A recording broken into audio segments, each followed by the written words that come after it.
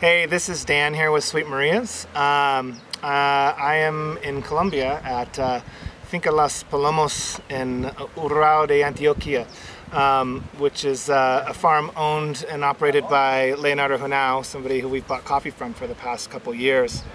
I brought this Flair with me on this trip. I've been using one actually for a while at my house, and I really enjoy the quality of espresso that these Flairs are capable of producing. And since we do advertise them as portable, I decided to bring one along with me.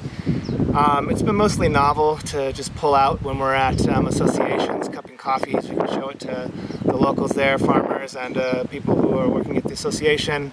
And Leo's partner, Pedro, has a cafe, Pergamino in Medellin, and tomorrow we're gonna share it with his baristas. They're kind of eager to try it out.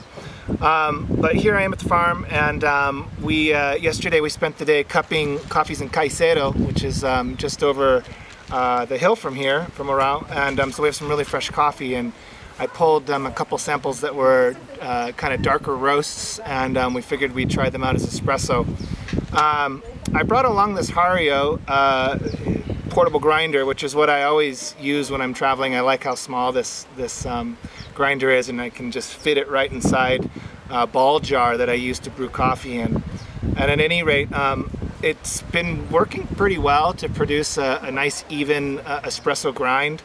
I've just been well, one thing I really like about these grinders is that it has the little nub on the screw when you where you make the burst set adjustments, and so every click you're either one step finer or one step coarser.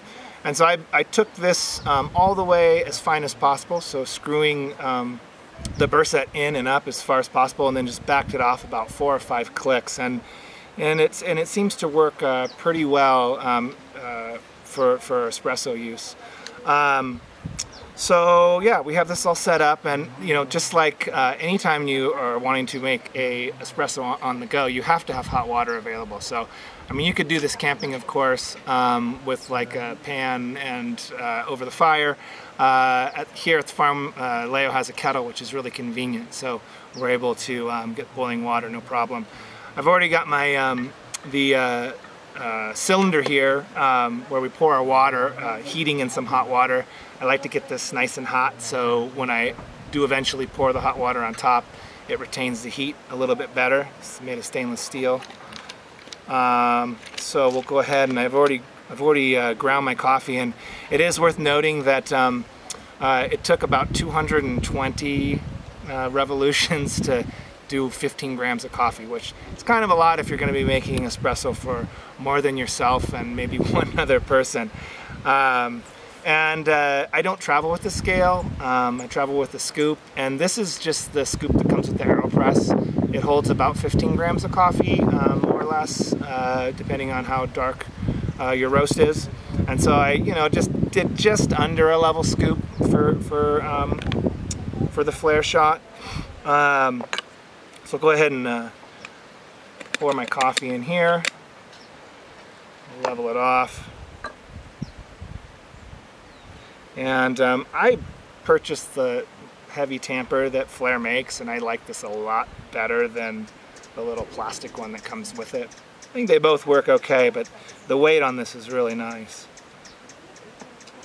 So,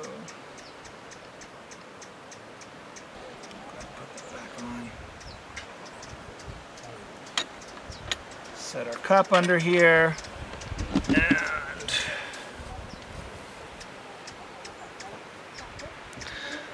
I pull my shot a little shorter, so I put a little less water. Doesn't quite come up to the line inside. Let it sit for a couple seconds. And here we go. I'm applying a decent amount of pressure. I mean, they say to not really wrench on these things, but they're really sturdy, so you don't have to worry too much.